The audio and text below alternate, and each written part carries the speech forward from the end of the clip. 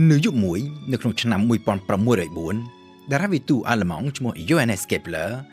បានសង្កេតឃើញផ្កាយដ៏ចម្លែកមួយដួងនៅក្នុងចន្លោះផ្កាយវិជ្ជការនិងផ្កាយធ្នូជាផ្កាយថ្មីមួយដែលគេមិនធ្លាប់ឃើញមានសោះកាលពីមុនក៏ស្រាប់តែលេចមកឡើងហើយពីយុគមួយទៅយុគមួយទៀតវាមានពន្លឺកាន់តែភ្លឺខ្លាំងឡើងរហូតកើនឡើងដល់ហួសកម្រិតពន្លឺរបស់ផ្កាយប្រហោះទៅទៀតនៅក្នុងរយៈពេលត្រឹមតែប៉ុន្មានយប់តែប៉ុណ្ណោះកាលពីប្រមាណជា30ឆ្នាំមុន Johannes Kepler នេះតារាវិទូដ៏ល្បីល្បាញមួយរូបទៀតគឺតារាវិទូដាណឺម៉ាក Tycho Brahe ក៏ធ្លាប់សង្កេតឃើញបាតុភូតស្រដៀងគ្នានេះដែរនៅក្នុងម្ដុំផ្កាយមួយផ្សេងទៀតគឺ Cassiope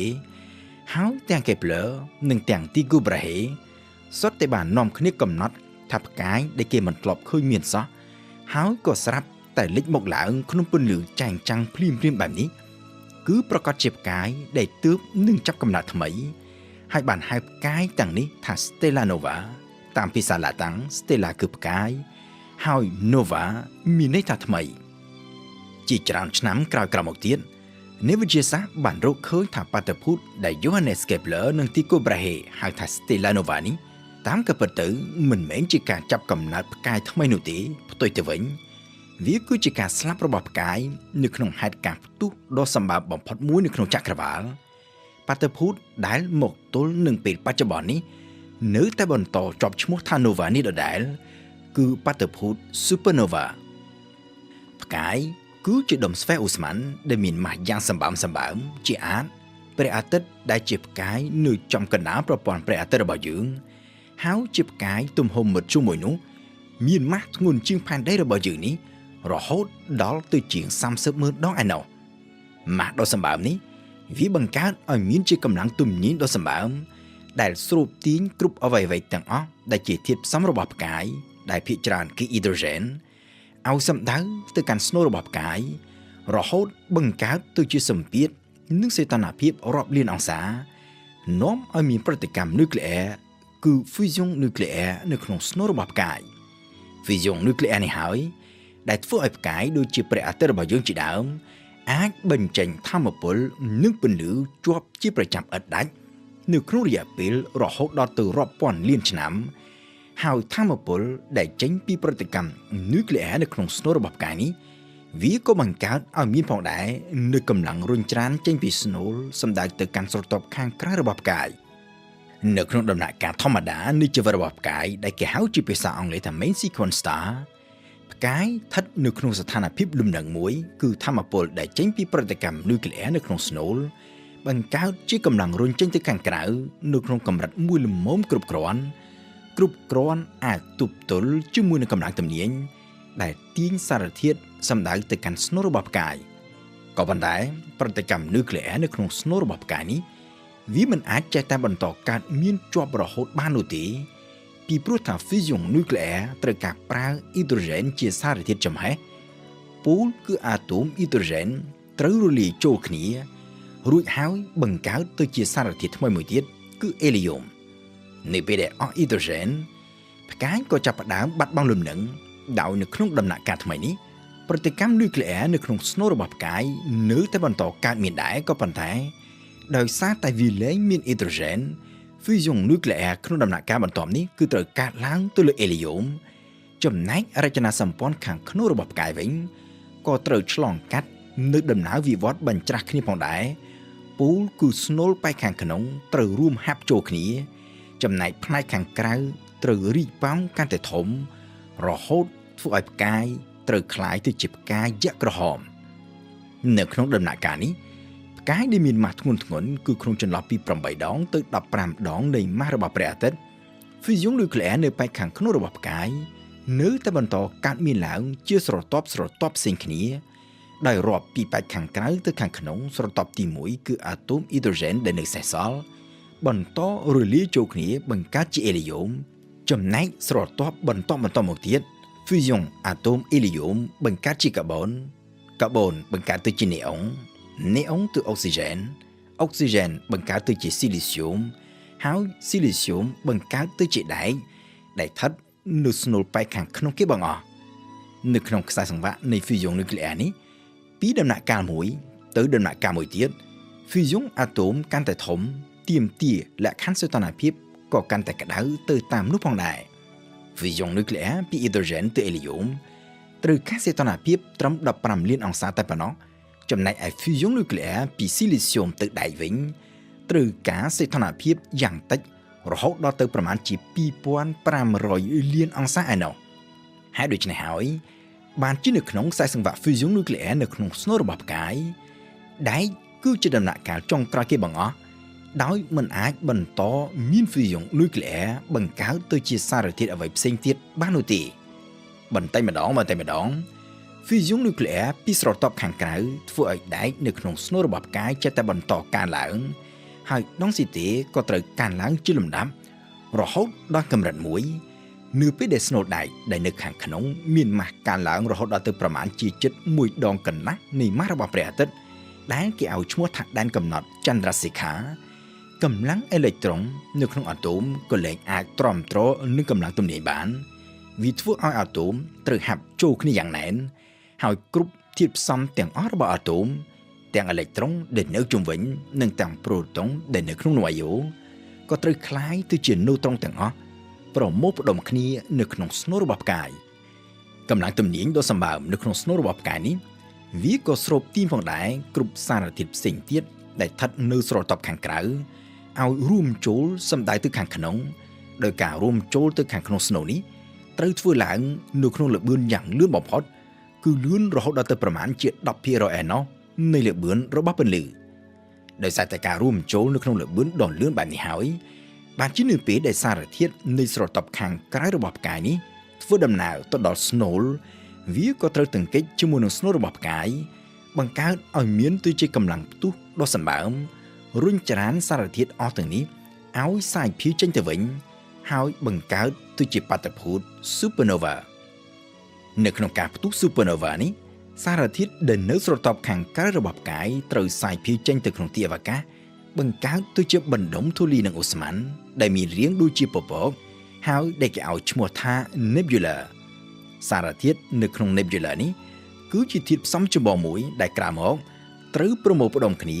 បង្កើតទៅជាផ្កាយថ្មីក៏ដូចជាភពដែលនៅជុំវិញផ្កាយដូចជានៅក្នុងប្រព័ន្ធព្រះអាទិត្យរបស់យើងនេះជាដើមរីឯស្នូលរបស់ផ្កាយវិញដែលគិតមកទល់នឹងដំណាក់កាលនេះត្រូវផ្សំឡើងដោយនូត្រុងសុទ្ធសាធវាក៏ត្រូវคล้ายទៅជាផ្កាយដែលគេឲ្យឈ្មោះថាផ្កាយនូត្រុងជាផ្កាយដែលមានដងស៊ីតេយ៉ាងសម្បើមដោយមុខកាត់របស់វាមានត្រឹមតែប្រមាណក្នុងចន្លោះពី10គីឡូម៉ែត្រទៅ20គីឡូម៉ែត្រពូលគឺទំហំប្រហែលនឹងទីក្រុងមួយប៉ុណ្ណោះក៏ប៉ុន្តែម៉ាស់របស់វាវិញគឺស្មើនឹង1ដងទៅ2ដងនៃម៉ាស់របស់ព្រះអាទិត្យរបស់យើងឯណោះម៉ាស់នឹងដងស៊ីតេដ៏សម្បើមនេះវាធ្វើឲ្យផ្កាយនូត្រុងក៏ត្រូវមានកម្លាំងទំនាញយ៉ាងសម្បើមផងដែរ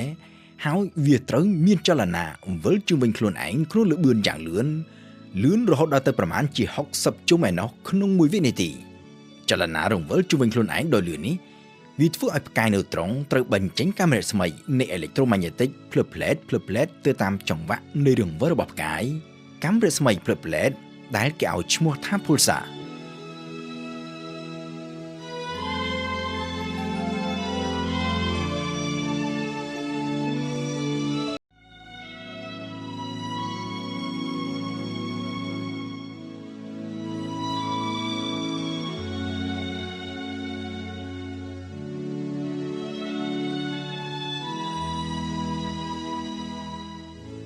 គ្រប់ផ្កាយទាំងអស់គឺសុទ្ធតែមានវដ្តនៃជីវិតរបស់វា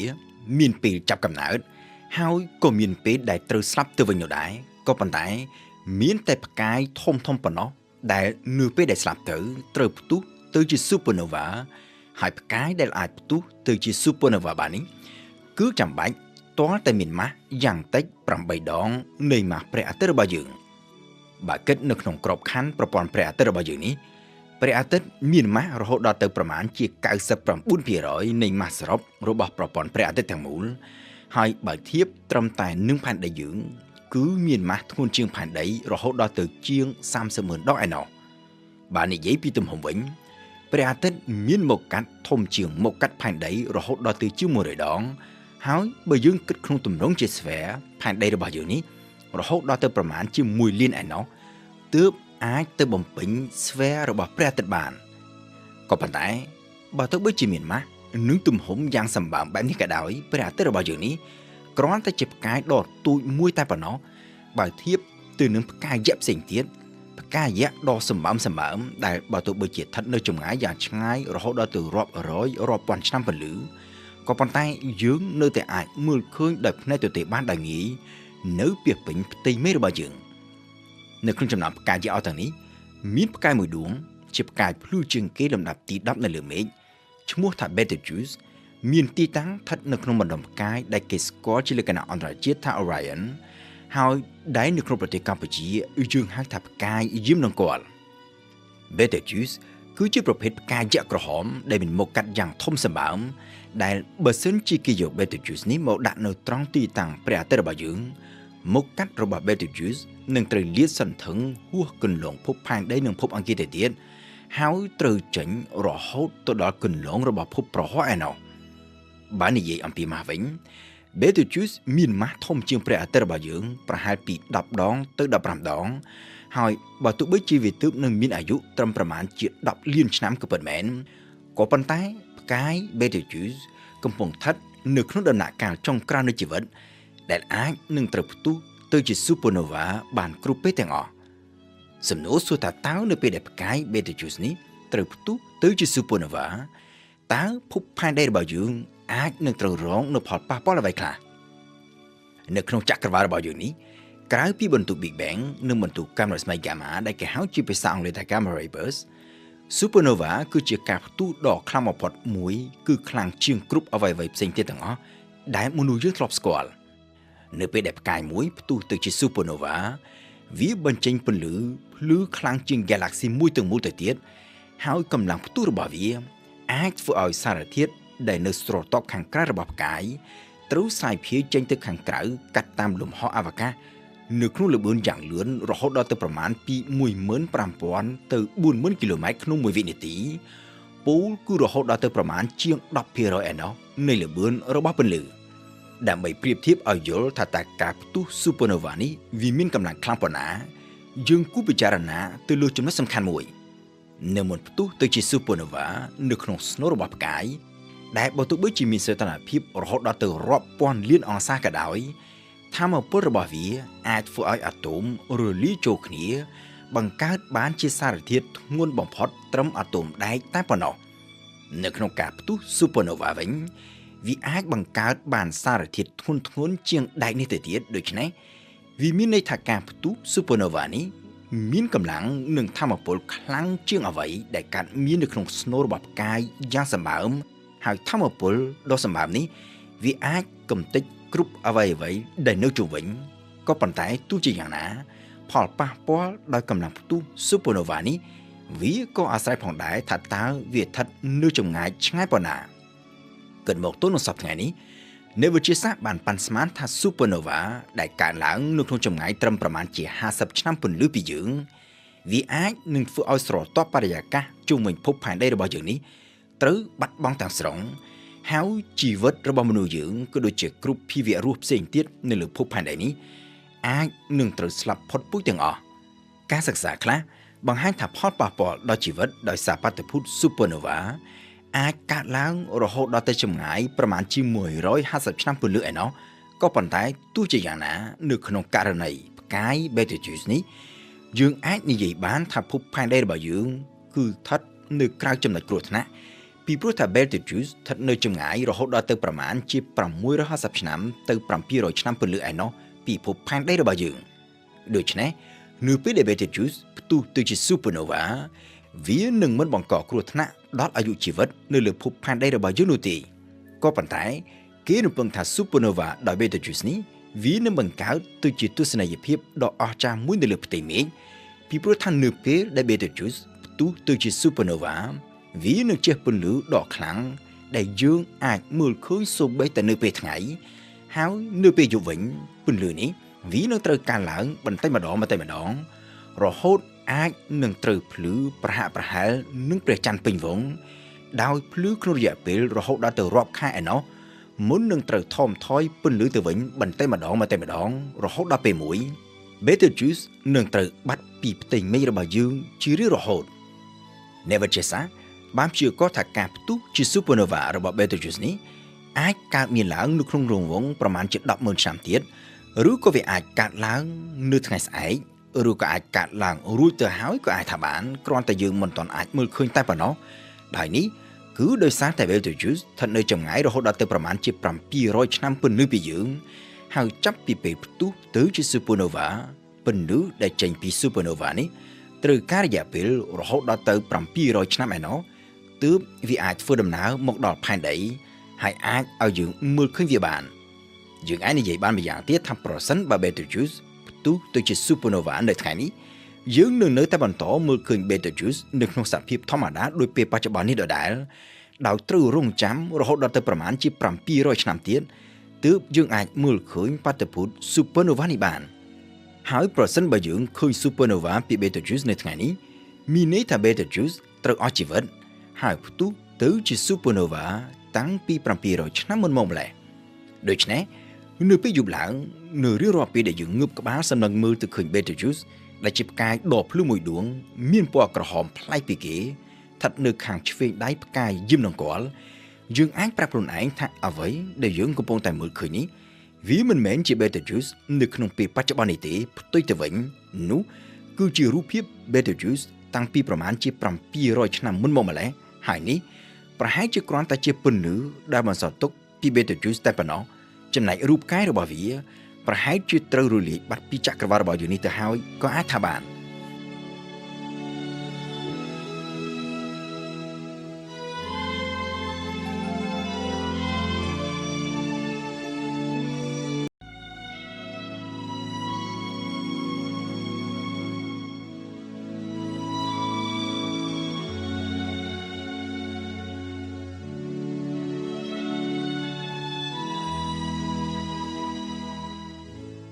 នៅពេលដែលផ្កាយមួយអស់ជីវិតហើយត្រូវផ្ទុះទៅជា supernova សារធាតុដែលនៅស្រទាប់ខាងក្រៅរបស់ផ្កាយត្រូវសាយភាយចេញទៅក្នុងទីអវកាសហើយបង្កើតទៅជាបណ្ដុំធូលីនិងឧស្ម័នដែលនៅដេកដាស់មានរាងដូចជាពពកហើយដែលគេឲ្យឈ្មោះថា nebula ដែលយើងអាចសង្កេតឃើញនៅពីពេញផ្ទៃមេឃដោយខ្លះយើងអាចមើលឃើញដោយភ្នែកទទេចំណែកខ្លះទៀតអាចមើលឃើញតាមរយៈ telescopeនៅក្នុងចំណោម nebula អស់ទាំងនេះមាន nebula មួយដែលគេស្គាល់ជាទូទៅច្រើនជាងគេគឺ Crab Nebula ដែលមានឈ្មោះជាផ្លូវការថា Messier 1ឬហៅដោយខ្លីថា M1 មានទីតាំងស្ថិតនៅក្នុងផ្កាយគោនិយាយឲ្យចំគឺស្ថិតនៅក្បែរខាងចុងស្នែងមួយក្នុងចំណោមស្នែងគោទាំងពីរហើយនៅមិនឆ្ងាយប៉ុន្មានពីផ្កាយឈ្មោះ Aldebaran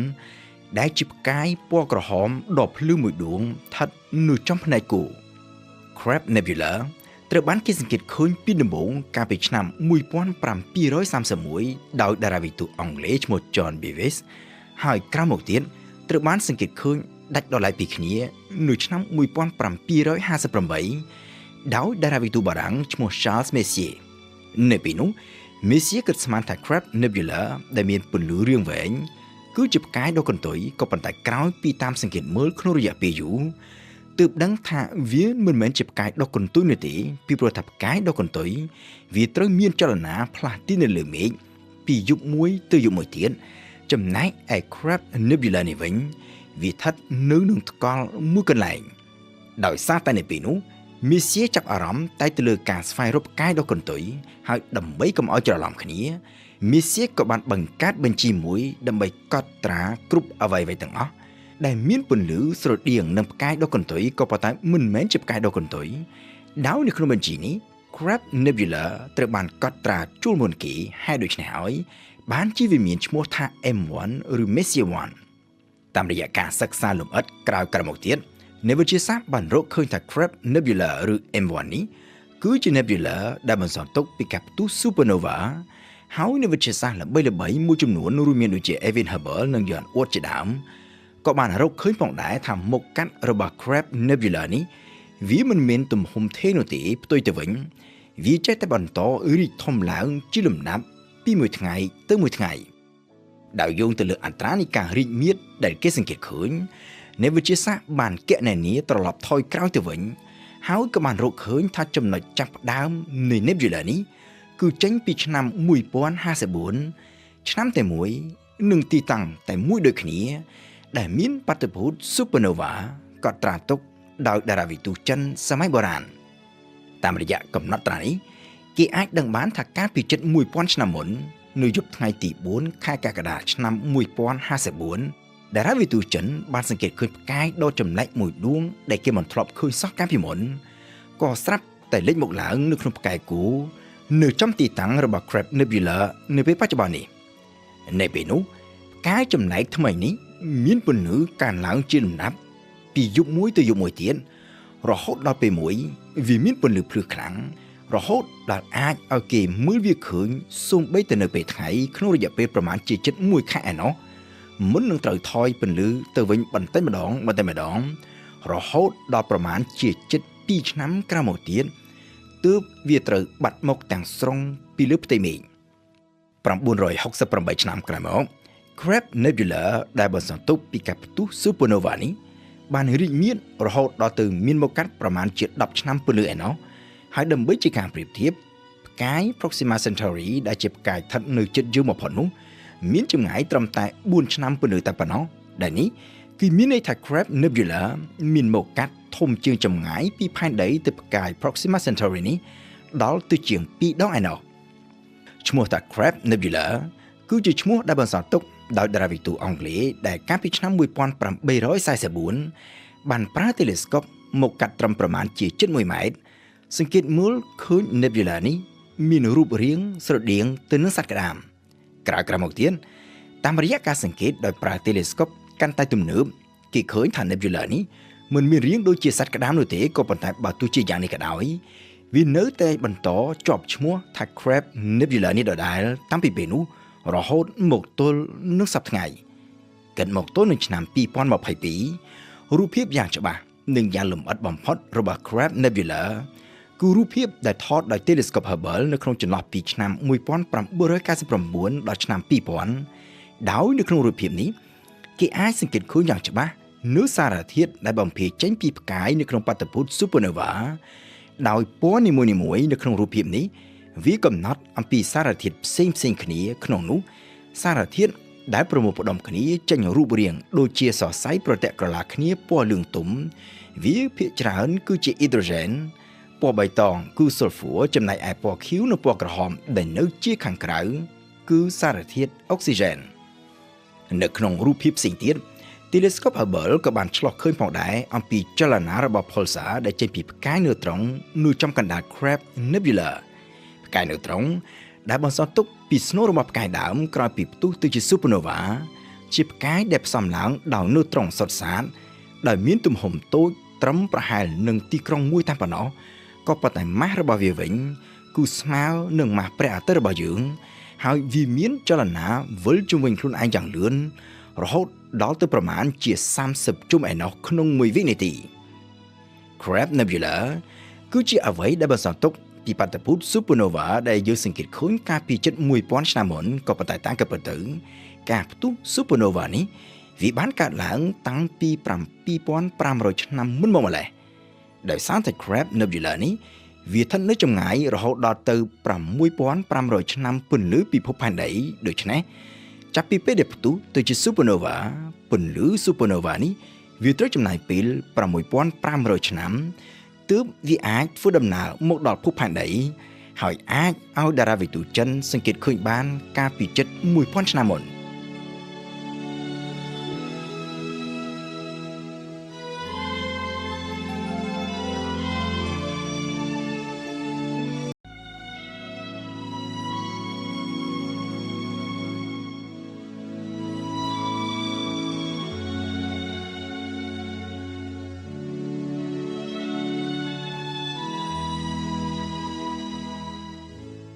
ផ្កាយយំនឹងគល់ដែលគេស្គាល់ជាលក្ខណៈអន្តរជាតិថា Orion គឺជាបណ្ដុំផ្កាយដែលគេស្គាល់ច្រើនជាងគេហើយក៏ជាបណ្ដុំផ្កាយដែលមានលក្ខណៈពិសេសធ្វើឲ្យគេចាប់អារម្មណ៍តាមសង្កេតនិងសិក្សាស្រាវជ្រាវច្រើនផងដែរទាំងពីសំណាក់សាធារណជនជាទូទៅធម្មតាដែលចូលចិត្តមើលផ្កាយអ្នកចូលចិត្តថតរូបផ្កាយនិងអ្នកវិទ្យាសាស្ត្រដែលសិក្សាអំពីអវកាសនិងតារាសាស្ត្រផ្កាយយំនឹងគល់នេះគឺជាបណ្ដុំផ្កាយដែលយើងងាយស្រួលចំណាំជាងគេហ ហើយយើងអាចស្វែងរកផ្កាយយឹមនឹងគាត់នេះបានតាមរយៈផ្កាយចំនួន3ដួងដែលមានពន្លឺភ្លឺមធ្យមស្ថិតនៅតម្រៀបគ្នាជាជួរត្រង់ដូចបន្ទាត់ចេញពីផ្កាយទាំង3ដួងនេះទៅខាងឆ្វេងដៃយើងអាចឃើញផ្កាយពណ៌ក្រហមដ៏ភ្លឺមួយដួងនេះគឺផ្កាយឈ្មោះថា Betelgeuse ដែលជាផ្កាយយក្សក្រហមស្ថិតក្នុងដំណាក់កាលចុងក្រោយនៃជីវិតហើយដែលអាចនឹងត្រូវផ្ទុះទៅជា Supernova បានគ្រប់ពេលទៅឯខាងស្នាមដៃឯនោះវិញមានផ្កាយដ៏ភ្លឺមួយដួងទៀតក៏ប៉ុន្តែមានពណ៌សគឺផ្កាយឈ្មោះថា Rigel ជាប្រភេទផ្កាយយក្សខៀវមានម៉ាស់រហូតដល់ទៅជាង20ដងនៃម៉ាស់របស់ព្រះអាទិត្យរបស់យើងនៅជាប់នឹងផ្កាយទាំង3ដួងនេះវិញទៅខាងស្ដាំដៃបន្តិចមានផ្កាយតូចចំនួន3ដងទៀតស្ថិតនៅជាជួរជាប់គ្នាដោយនៅក្នុងចំណោមនោះចំណុចភ្លឺដែលនៅកណ្ដាលគេដែលយើងមើលទៅគិតថាគឺជាផ្កាយនោះតែក៏ពិតទៅមិនមែនជាផ្កាយនោះទេក៏ប៉ុន្តែវាគឺជាបណ្ដុំធូលីនិងអូស្មန်ដែលនៅប្រមូលផ្ដុំគ្នាបង្កើតទៅជា Nebula ដែលគេឲ្យឈ្មោះថា Orion Nebula ស្ថិតនៅចម្ងាយជាង1300ឆ្នាំពន្លឺហើយមានមកកាត់រហូតដល់ទៅប្រមាណជា30ឆ្នាំពន្លឺ Orion Nebula គឺជាទីចាប់កំណើតផ្កាយដ៏ធំនិងដែលនៅជិតផែនដីយើងបំផុតហើយក៏ជា Nebula ដ៏ភ្លឺមួយផងដែរដែលអាចឲ្យយើងមើលឃើញដោយភ្នែកទទេបានយ៉ាងងាយហើយបើយើងមើលតាមរយៈ telescope បើទោះបីជា telescope ធំមធ្យមមួយក៏ដោយក៏អាចឲ្យយើងមើលឃើញយ៉ាងច្បាស់ក្នុងរូបរាងជាពន្លឺដាស់ជាទម្រង់ Nebula រូបភាពថតដោយ telescope អវកាស Hubble នៅឆ្នាំ2006បានបង្ហាញយ៉ាងច្បាស់និងយ៉ាងលម្អិតអំពីទម្រង់និងរចនាសម្ព័ន្ធព្រមទាំងសារធាតុគីមីដែលជាធាតុផ្សំចម្បងនៅក្នុងបណ្ដុំធូលីនិងអូស្មန်របស់ Orion Nebula ដោយនៅក្នុងរូបភាពនេះពណ៌លឿងទុំគឺជាសារធាតុអ៊ីដ្រូសែនពណ៌បៃតងគឺអុកស៊ីហ្សែនចំណែកឯពណ៌ស្វាយគឺជាសារធាតុស៊ុលហ្វូររូបភាពនេះក៏បានបង្ហាញឲ្យឃើញផងដែរអំពីវត្តមានផ្កាយជាច្រើនដែលមានរហូតដល់ទៅប្រមាណជា3000ដួងដែលបានចាប់កំណើតឡើងនៅក្នុង Orion Nebula ដោយនៅក្នុងចំណោមនោះត្រង់កន្លែងដែលមានពន្លឺភ្លឺខ្លាំងជាងគេនៅចំកណ្ដាល Orion Nebula នេះមានផ្កាយដ៏ភ្លឺចំនួន4ដួងដែលសុទ្ធសឹងតែជាផ្កាយធំមានម៉ាស់ក្នុងចន្លោះពី15ដងទៅ30ដងនៃម៉ាស់ព្រះអាទិត្យរបស់យើងហើយសុទ្ធសឹងតែជាផ្កាយដែលទើបនឹងចាប់កំណើតថ្មីមានអាយុត្រឹមប្រមាណជា2លានឆ្នាំតែប៉ុណ្ណោះជាការប្រៀបធៀបព្រះអាទិត្យដែលជាផ្កាយស្ថិតនៅចំកណ្ដាលប្រព័ន្ធព្រះអាទិត្យរបស់យើងនេះមានអាយុរហូតដល់ទៅ4500លានឆ្នាំឯណោះបន្ថែមពីលើរូបភាពថតដោយ telescope អវកាស Hubble រូបថតមួយទៀតថតដោយ telescope អវកាសកាន់តែទំនើបមួយទៀតគឺ telescope អវកាស James Webb ថតនៅឆ្នាំ2022បានបង្ហាញឲ្យឃើញកាន់តែច្បាស់អំពីផ្កាយមួយចំនួនផ្សេងទៀតនៅក្នុង Orion Nebula ដែលគេមិនអាចមើលឃើញនៅក្នុងរូបភាព Hubble ដោយភាគច្រើនផ្កាយទាំងនោះគឺសុទ្ធសឹងតែជាផ្កាយដែលទើបនឹងចាប់កំណើតឡើងថ្មីសម្រាប់អ្នកវិទ្យាសាស្ត្រការសង្កេតនិងសិក្សាលម្អិតទៅលើ Orion Nebula នេះវាមានសារៈសំខាន់បំផុតពីព្រោះថាវាអាចឲ្យយើងយល់បានកាន់តែច្បាស់អំពីយន្តការនៃការចាប់កំណើតរបស់ផ្កាយការចាប់កំណើតរបស់ផ្កាយនីមួយៗដាច់ចេញពីគ្នាក៏ដូចជាការចាប់កំណើតផ្កាយជាក្រុមឬហៅថា cluster ហើយជាពិសេសជាងនេះទៅទៀតគឺអាចឲ្យគេយល់បានកាន់តែច្បាស់អំពីអ្វីដែលកើតឡើងចំពោះព្រះអាទិត្យនិងប្រព័ន្ធព្រះអាទិត្យរបស់យើងនៅពេលចាប់កំណើតឡើងកាលពី4500លានឆ្នាំមុនគិតរហូតមកទល់នឹងពេលនេះអ្នកវិទ្យាសាស្ត្របានសន្និដ្ឋានថាព្រះអាទិត្យក៏ដូចជាផ្កាយផ្សេងទៀតដែរគឺចាប់កំណើតឡើងចេញពី Nebula ពលគឺធូលីនិងអូស្មန်នៅក្នុង Nebula ត្រូវប្រមូលផ្ដុំគ្នាបន្តិចម្ដងរហូតហាប់ចូលគ្នាបង្កើតទៅជាដុំស្វែអូស្មန်នៅចំកណ្ដាលនៅពេលដែលដុំស្វែអូស្មန်នេះមានម៉ាស់គ្រប់គ្រាន់មានកម្លាំងទំនាញគ្រប់គ្រាន់ធ្វើឲ្យសម្ពាធនិងសីតុណ្ហភាពកើនឡើងរហូតដល់កម្រិតមួយដែលអាចបង្កើតជា fusion nuclear នៅក្នុងស្នូលប៉ែកខាងក្នុងដុំស្វែអូស្មန်នេះក៏ត្រូវកកើតទៅជាផ្កាយគឺព្រះអាទិត្យរបស់យើងចំណែកឯសារធាតុផ្សេងទៀតនៅក្នុង Nebula ដែលនៅសេសសល់ពីការកើតព្រះអាទិត្យនេះត្រូវប្រមូលផ្ដុំគ្នាបង្កើតទៅជាភពព្រះច័ន្ទក៏ដូចជាបន្សល់ទុក ជាបំណែកទូចធំផ្សេងទៀតខ្លះជាឯផ្កាយឬខ្លះទៀតជាផ្កាយដ៏កន្ទុយរហូតមកទល់នឹងសប្តាហ៍ថ្ងៃនេះ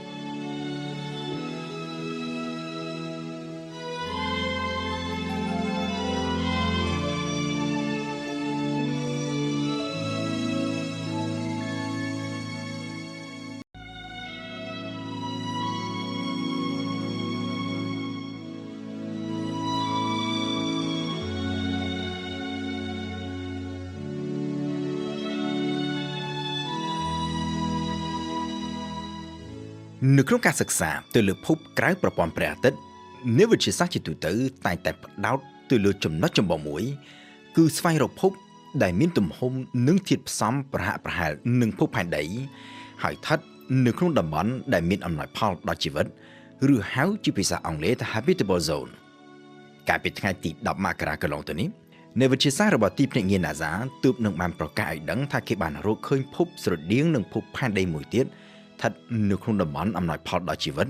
នៅក្នុងប្រព័ន្ធផ្កាយតែមួយដូចគ្នាដែលគេធ្លាប់បានរកឃើញភពស្រដៀងផែនដីមួយរួចមកហើយកាលពីពេលកន្លងទៅគឺប្រព័ន្ធផ្កាយដែលគេឲ្យឈ្មោះថា TOI 700ស្ថិតនៅចម្ងាយប្រមាណជា100ឆ្នាំពន្លឺពីភពផែនដីកាលពីឆ្នាំ2020កន្លងទៅ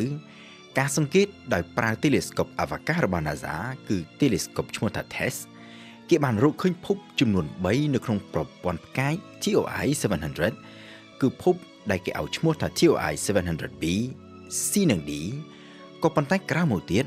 នៅក្នុងការសង្កេតបន្ថែមជាលើកទី2ដោយ Telescope TESS ដដែលនេះគេបានរកឃើញភពទី4មួយទៀតគឺ TOI 700e នៅក្នុងចំណោមភពទាំង3ដែលគេបានរកឃើញកាលពីឆ្នាំ2020នោះ TOI 700b មានគន្លងនៅខាងក្នុងគេបង្អស់គឺជាប្រភេទភពសិលាមានម៉ាស់ស្រាលជាងភពផែនដីបន្តិចហើយធ្វើដំណើរមួយជុំផ្កាយដោយប្រើរយៈពេល10ថ្ងៃនៅក្នុងគន្លងបន្តមកទៀត TOI 700c គឺជាប្រភេទភពឧស្ម័នស្រដៀងនឹងភព Neptune មានម៉ាស់ធ្ងន់ជាងផែនដីប្រហែលជា2ដងកន្លះហើយធ្វើដំណើរមួយជុំផ្កាយដោយប្រើរយៈពេល16ថ្ងៃចំណែកភពទី3ដែលនៅប៉ែកខាងក្រៅគេបង្អស់គឺ TOI 700d ដែលធ្វើដំណើរមួយជុំផ្កាយក្នុងរយៈពេល37ថ្ងៃគឺជាភពដែលនៅពេលនោះត្រូវបានគេចាប់អារម្មណ៍ខ្លាំងជាងគេដោយសារតែវាគឺជាប្រភេទភពសិលាមានម៉ាស់ប្រហាក់ប្រហែលនឹងភពផែនដីហើយស្ថិតនៅក្នុងតំបន់ដែលមានអំណោយផលដល់ជីវិតពូលគឺជាតំបន់ដែលមានសីតុណ្ហភាពមិនក្តៅពេកហើយក៏មិនត្រជាក់ខ្លាំងពេកគឺសីតុណ្ហភាពល្មមអាចឲ្យទឹកស្ថិតនៅក្នុងសភាពរាវនៅលើផ្ទៃដីបានដែលនេះវាគឺជាលក្ខខណ្ឌចាំបាច់បំផុតមួយសម្រាប់ការរីកលូតលាស់នៃជីវិតភពទី4ដែលគេទើបនឹងរកឃើញកាលពីខែមករាឆ្នាំ2023នេះគឺ TOI 700e វាគឺជាប្រភេទភពសិលាមានម៉ាស់ប្រហាក់ប្រហែលនឹងភពផែនដីគឺប្រហែលជា 95% នៃម៉ាស់ផែនដីហើយធ្វើដំណើរមួយជុំផ្កាយដោយប្រើពេល28ថ្ងៃដែលនេះគឺមានន័យថាវាមានគន្លងស្ថិតនៅចន្លោះរវាងភព C និងភព Dពូលគឺវានៅខាងក្រៅ TOI 700c ក៏ប៉ុន្តែខាងក្នុង 700d បើគិតទៅតាមលំដាប់លំដោយនៃគន្លងតារាវិថីដែលរាប់ពីក្នុងទៅក្រៅ TOI 700d គឺជាភពដែលនៅខាងក្រៅគេបង្អស់ចំណែកភព E វិញស្ថិតនៅលំដាប់ទី3ក៏ប៉ុន្តែដោយសារតែវាគឺជាភពដែលគេរកឃើញក្រោយទើបគេដាក់ឈ្មោះអក្សរ E ដើម្បីរក្សាទុកឈ្មោះភពទាំង3ដែលគេរកឃើញមុនឲ្យនៅដដែលដោយមើលទៅលើម៉ាស់និងចម្ងាយពីផ្កាយអ្នកវិទ្យាសាស្ត្របានសន្និដ្ឋានថាភព TOI 700e ក៏ដូចជាភព3ផ្សេងទៀតនៅក្នុងប្រព័ន្ធផ្កាយនេះសុទ្ធតែមានផ្នែកម្ខាងបែរទៅរកផ្កាយជាប់ជាអចិន្ត្រៃយ៍ដែលគេហៅជាភាសាអង់គ្លេសថា tidal lock ពូលគឺដូចគ្នាទៅនឹងករណីព្រះច័ន្ទនិងភពផែនដីរបស់យើង TOI 700e និង TOI 700d មានគន្លងស្ថិតនៅយ៉ាងជិតនឹងផ្កាយដោយបើសិនជាគេយកភពទាំងពីរនេះមកដាក់នៅក្នុងប្រព័ន្ធព្រះអាទិត្យរបស់យើងគន្លងរបស់វាស្ថិតនៅខាងក្នុងចូលទៅហួសគន្លងរបស់ភពពុទ្ធទៅទៀតហើយដើម្បីជាការប្រៀបធៀបភពពុទ្ធធ្វើដំណើរមួយជុំព្រះអាទិត្យរបស់យើងនេះដោយត្រូវចំណាយពេលរហូតដល់ទៅ88ថ្ងៃឯណោះចំណែក TOI 700e និង D ធ្វើដំណើរមួយជុំផ្កាយក្នុងរយៈពេលត្រឹមតែ28ថ្ងៃនិង37ថ្ងៃតែប៉ុណ្ណោះក៏ប៉ុន្តែ ខុសពីព្រះអាទិត្យរបស់យើងដែលជាប្រភេទកូនផ្កាយលឿងឬ Yellow Dwarf ផ្កាយ TOI 700 វិញគឺជាប្រភេទកូនផ្កាយក្រហមហៅជាភាសាអង់គ្លេសថា Red Dwarf ឬ M Dwarf ដែលមានទំហំនិងម៉ាស់ត្រឹមតែប្រមាណជា 40% ប៉ុណ្ណោះនៃម៉ាស់ព្រះអាទិត្យរបស់យើងចំណែកសីតុណ្ហភាពវិញក៏ក្តៅត្រឹមតែប្រមាណជាពាក់កណ្ដាលតែប៉ុណ្ណោះនៃសីតុណ្ហភាពនៅលើផ្ទៃព្រះអាទិត្យរបស់យើងហើយដូច្នេះហើយបានជាភព TOI 700D និង E អ្វីត្បិតតែស្ថិតនៅយ៉ាងជិតផ្កាយក៏ប៉ុន្តែវាទទួលកម្ដៅពីផ្កាយនៅក្នុងកម្រិតមួយល្មមដែលអាចឲ្យទឹកស្ថិតនៅក្នុងសភាពរាវនៅលើផ្ទៃដីពោលគឺស្ថិតនៅក្នុងតំបន់អំណោយផលដល់ជីវិតគួរបញ្ជាក់ថាគិតរហូតមកទល់នៅពេលនេះភពក្រៅប្រព័ន្ធព្រះអាទិត្យដែលអ្នកវិទ្យាសាស្ត្របានរកឃើញភាគច្រើនលើសលប់គឺជាប្រភេទភពអូស្មန်ស្រដៀងទៅនឹងភពទាំង4នៅប៉ែកខាងក្រៅប្រព័ន្ធព្រះអាទិត្យរបស់យើងដោយសារតែភពប្រភេទនេះវាមានទំហំធំសម្បើមងាយនឹងឲ្យ telescope អាចឆ្លុះមើលឃើញចំណែកភពសិលាតូចទំហំប្រហែលនឹងភពផែនដីរបស់យើងវិញគឺពិបាកនឹងឆ្លុះមើលឃើញដូច្នេះហើយបានជាគិតមកទល់នៅពេលនេះនៅក្នុងចំណោមភពក្រៅប្រព័ន្ធព្រះអាទិត្យដែលគេបានរកឃើញគឺមានតិចតួចណាស់ដែលជាប្រភេទភពសិលាស្រដៀងនឹងផែនដីហើយមានរឹតតែតិចតួចទៅទៀតភពស្រដៀងនឹងផែនដីដែលស្ថិតនៅក្នុងតំបន់អំណោយផលដល់ជីវិតក្រៅពី TOI 700ដែលជាករណីដ៏កម្រដែលគេបានរកឃើញភពស្រដៀងនឹងផែនដីច្រើនក្នុងប្រព័ន្ធផ្កាយតែមួយនៅមានប្រព័ន្ធផ្កាយមួយទៀតគឺ TRAPPIST-1 ដែលអ្នកវិទ្យាសាស្ត្ររឹតតែចាប់អារម្មណ៍ខ្លាំងជាងនេះទៅទៀតដោយសារតែប្រព័ន្ធផ្កាយ TRAPPIST-1 នេះមានចម្ងាយជិតផែនដីពោលគឺត្រឹមប្រមាណជា40ឆ្នាំពន្លឺតែប៉ុណ្ណោះហើយនៅក្នុងប្រព័ន្ធផ្កាយនេះគេបានរកឃើញភពរហូតដល់ទៅ7ដោយនៅក្នុងចំណោមនោះមានភពរហូតដល់ទៅ3ឯណោះដែលស្ថិតនៅក្នុងតំបន់អំណោយផលដល់ជីវិត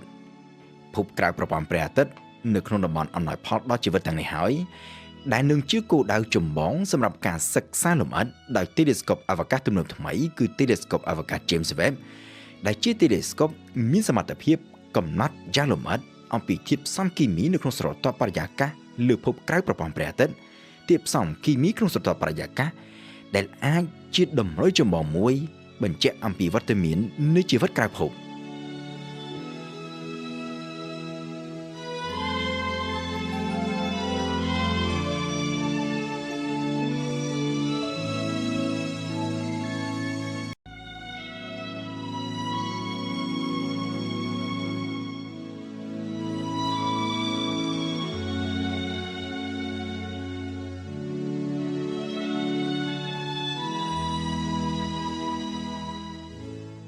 នៅក្នុងប្រព័ន្ធព្រះអាទិត្យរបស់យើងនេះភពទាំង8ត្រូវបានបែងចែកចេញជាពីរប្រភេទទី1គឺប្រភេទភពសិលា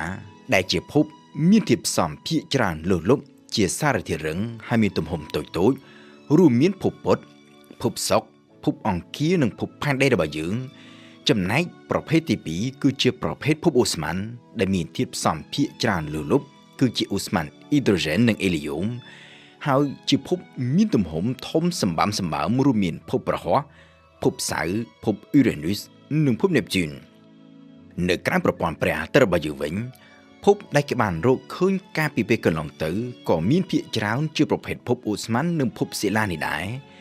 ទើបតែកាលពីខែធ្នូឆ្នាំ2022កន្លងទៅនេះដែលអ្នកវិទ្យាសាស្ត្របានប្រកាសឲ្យដឹងថាគេបានរកឃើញភពក្រៅប្រព័ន្ធព្រះអាទិត្យចំនួន2ដែលមិនមែនជាប្រភេទភពសិលាហើយក៏មិនមែនជាប្រភេទភពអូស្មန်ផ្ទុយទៅវិញវាគឺជាប្រភេទភពថ្មីមួយទៀតដែលគេមិនធ្លាប់ឃើញមានពីមុនជាភពដែលមានធាតុផ្សំច្រើនលើសលប់គឺជាទឹកហើយដែលគេហៅដោយខ្លីថាភពទឹកភពដ៏ចម្លែកនេះស្ថិតនៅចម្ងាយប្រមាណជា218ឆ្នាំពន្លឺពីភពផែនដីនៅក្នុងប្រព័ន្ធផ្កាយឈ្មោះ Kepler-138 ហើយភពនៅក្នុងប្រព័ន្ធផ្កាយនេះត្រូវបានគេរកឃើញជាលើកដំបូងដោយ telescope អវកាស Kepler កាលពីឆ្នាំ2014កន្លងទៅមានទីតាំងស្ថិតនៅក្នុងបណ្ដុំផ្កាយឈ្មោះ Lyra ផ្កាយ Kepler-138 គឺជាប្រភេទកូនផ្កាយក្រហមឬជាភាសាអង់គ្លេសថា Red Dwarf ឬ M Dwarf ជាប្រភេទផ្កាយដែលមានម៉ាស់ស្រាលពោលគឺមានម៉ាស់ត្រឹមតែប្រមាណជាពាក់កណ្ដាលប៉ុណ្ណោះនៃម៉ាស់របស់ព្រះអាទិត្យចំណែកសីតុណ្ហភាពនៅលើផ្ទៃខាងលើរបស់ផ្កាយនេះវិញក៏មានទាបជាងព្រះអាទិត្យយ៉ាងឆ្ងាយផងដែរគឺត្រឹមតែប្រមាណជិត 4000 អង្សាប៉ុណ្ណោះ ធៀបនឹងព្រះអាទិត្យដែលមានរហូតដល់ទៅជិត 6000 អង្សាដោយសារតែមានសីតុណ្ហភាពនៅលើផ្ទៃផ្នែកខាងលើទាបបែបនេះហើយបានជាផ្កាយប្រភេទនេះបញ្ចេញពន្លឺពណ៌ក្រហមហើយជាមួយនឹងទំហំតូចនិងម៉ាស់ស្រាលៗផងនោះគេហៅផ្កាយប្រភេទនេះថាជាកូនផ្កាយក្រហមកាលពីឆ្នាំ 2014 កន្លងទៅតាមរយៈ Telescope អវកាស Kepler គេបានរកឃើញថានៅជុំវិញផ្កាយ Kepler 138មានភពចំនួន3ទី1ភពដែលស្ថិតនៅប៉ែកខាងក្នុងគេបង្អស់ឈ្មោះថា Kepler 138b គឺជាប្រភេទភពសិលាដូចជាភពផែនដីរបស់យើងនេះដែរក៏ប៉ុន្តែមានម៉ាស់ត្រឹមប្រហាក់ប្រហែលនឹងម៉ាស់របស់ភពអង្គារតែប៉ុណ្ណោះចំណែកភពទី2និងទី3គឺ Kepler 138c និង d ដែលជាប្រភេទភពដ៏ចម្លែកខុសគេខុសពីអ្វីដែលគេធ្លាប់ឃើញមានកាលពីពេលកន្លងទៅដែលតាមរយៈការសិក្សាលម្អិតទៅលើទិន្នន័យប្រមូលបានដោយ Telescope អវកាស Hubble និង Telescope អវកាស Spitzer អ្នកវិទ្យាសាស្ត្របានរកឃើញថាភពទាំងពីរនេះគឺជាប្រភេទភពដែលផ្សំឡើងដោយទឹក Telescope Hubble និង Spitzer មិនបានឆ្លុះមើលឃើញទឹកនៅលើភពទាំងពីរនេះដោយផ្ទាល់នោះទេក៏ប៉ុន្តែទិន្នន័យប្រមូលបានដោយ Telescope ទាំងពីរនេះបង្ហាញថា Kepler 138c និង d មានម៉ាស់ប្រហែល2ដងម៉ាស់ផែនដីក៏ប៉ុន្តែមានមាឌធំជាងផែនដីរហូតដល់ទៅ3ដងឯណោះហើយតាមរយៈការប្រៀបធៀបរវាងម៉ាស់និងមាឌនៃភពទាំងពីរនេះអ្នកវិទ្យាសាស្ត្របានគណនាឃើញថាភពទាំងពីរមានដង់ស៊ីតេទាបជាងផែនដីក៏ប៉ុន្តែខ្ពស់ជាងភពអូស្មန်ដែលនេះវាមានន័យថាភពទាំងពីរនេះមានធាតុផ្សំយ៉ាងតិចពាក់កណ្ដាលគឺជាទឹកដែលជាសារធាតុស្រាលជាងសិលាក៏ប៉ុន្តែធ្ងន់ជាងអូស្មန်គួរបញ្ជាក់ថានៅលើភពផែនដីរបស់យើងនេះអ្វីត្បិតតែមានទឹកគ្របដណ្ដប់រហូតដល់ទៅប្រមាណជា 70% នៃផ្ទៃផែនដីក៏ប៉ុន្តែជម្រៅទឹកនៅលើផែនដីយើងនេះបើគិតជាជម្រៅជ្រៅបំផុតគឺនៅជ្រលងម៉ារីយ៉ាណាសមុទ្រមានជម្រៅត្រឹម11គីឡូម៉ែត្រតែប៉ុណ្ណោះហើយបើគិតជាជម្រៅមធ្យមវិញទឹកសមុទ្រនៅលើភពផែនដីយើងនេះមានជម្រៅត្រឹម4គីឡូម៉ែត្រតែប៉ុណ្ណោះគិតជាសរុបទៅ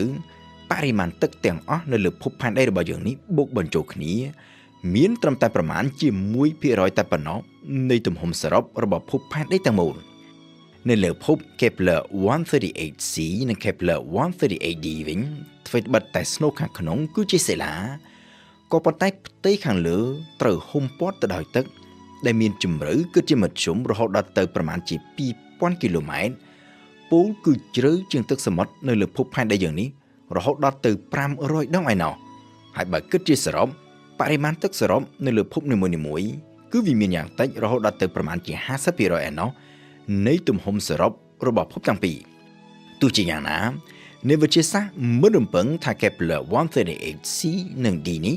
វាមានទឹកសមុទ្រនៅលើផ្ទៃផ្នែកខាងលើដូចជានៅលើភពផែនដីរបស់យើងនោះទេដោយសារតែភពទាំងពីរនេះស្ថិតនៅក្រៅតំបន់អំណោយផលដល់ជីវិតគឺវានៅគៀកខ្លាំងពេកទៅនឹងផ្កាយដូច្នេះវាត្រូវមានសីតុណ្ហភាពខ្ពស់រហូតដល់កម្រិតមួយដែលធ្វើឲ្យទឹកត្រូវហួតคล้ายទៅជាចំហាយទឹកយ៉ាងក្រាស់ឃ្មឹកនៅស្រទាប់ខាងលើហើយទាល់តែចុះជ្រៅទៅដល់ស្រទាប់ខាងក្នុងរហូតដល់កន្លែងដែលមានសម្ពាធខ្ពស់ទើបទឹកអាចស្ថិតនៅក្នុងសភាពរាវបាន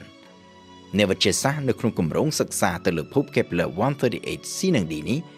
បានប្រៀបធៀបភពទាំងពីរទៅនឹងព្រះច័ន្ទពីរនៅក្នុងប្រព័ន្ធព្រះអាទិត្យរបស់យើងគឺព្រះច័ន្ទឈ្មោះថាអឺរ៉ុបដែលជាព្រះច័ន្ទរបស់ភពព្រហស្បតិ៍និងព្រះច័ន្ទឈ្មោះអង់សេឡាតដែលជាព្រះច័ន្ទរបស់ភពសៅរ៍អឺរ៉ុបនិងអង់សេឡាតសុទ្ធតែជាព្រះច័ន្ទដែលសម្បូរទឹកដូចគ្នាក៏ប៉ុន្តែដោយសារតែវាស្ថិតនៅឆ្ងាយពីព្រះអាទិត្យទៅហួសពីតំបន់អំណោយផលដល់ជីវិតដូច្នេះស្រទាប់ខាងក្រៅគឺត្រូវហ៊ុមព័ទ្ធទៅដោយផ្ទាំងទឹកកកក៏ប៉ុន្តែវាមានទឹករាវនៅស្រទាប់ខាងក្នុងភព Kepler 138c និង Kepler 138d គឺបញ្ច្រាស់គ្នាទៅវិញវាស្ថិតនៅគៀកខ្លាំងទៅនឹងផ្កាយរបស់វាដូច្នេះស្រទាប់ខាងក្រៅត្រូវហ៊ុមព័ទ្ធទៅដោយចំហាយទឹកក៏ប៉ុន្តែវាមានទឹករាវយ៉ាងច្រើនសន្ធឹកសន្ធាប់នៅប៉ែកខាងក្នុងក្រៅពីការរកឃើញថាភព Kepler 138c និង d គឺជាភពដែលផ្សំឡើងដោយទឹកទិន្នន័យពី Telescope Hubble និង Spitzer ក៏បង្ហាញឲ្យឃើញផងដែរថានៅក្នុងប្រព័ន្ធផ្កាយ Kepler 138នេះមានភពទី4មួយទៀតដែលគេឲ្យឈ្មោះថា Kepler 138e ភពថ្មីទី4នេះមានម៉ាស់ត្រឹមប្រមាណជាពាក់កណ្ដាលផែនដីមានកន្លងស្ថិតនៅក្រៅគេបង្អស់ដោយត្រូវធ្វើដំណើរមួយជុំផ្កាយក្នុងរយៈពេល38ថ្ងៃពូលគឺយូរជាងគេបើធៀបទៅនឹងភព3ផ្សេងទៀតគឺ Kepler 138d ធ្វើដំណើរមួយជុំផ្កាយក្នុងរយៈពេល23ថ្ងៃ Kepler 138c 14ថ្ងៃហើយ Kepler 138b អាចធ្វើដំណើរបានមួយជុំផ្កាយដោយចំណាយពេលត្រឹមតែ10ថ្ងៃតែប៉ុណ្ណោះគិតមកទល់នឹងពេលបច្ចុប្បន្ននេះអ្នកវិទ្យាសាស្ត្របានសន្និដ្ឋានថាភព Kepler 138e មានកន្លងស្ថិតនៅក្នុងតំបន់អំណោយផលដល់ជីវិតឬហៅជាភាសាអង់គ្លេសថា habitable zone ក៏ប៉ុន្តែដោយសារតែការសិក្សាកំពុងតែស្ថិតនៅក្នុងដំណាក់កាលបឋមនៅឡើយដូច្នេះគេនៅមិនទាន់អាចកំណត់បានយ៉ាងច្បាស់លាស់នៅឡើយទេថាតើ Kepler 138e នេះមានស្រទាប់បរិយាកាសឬក៏មានទឹកនៅលើផ្ទៃដីដែរឬក៏យ៉ាងណា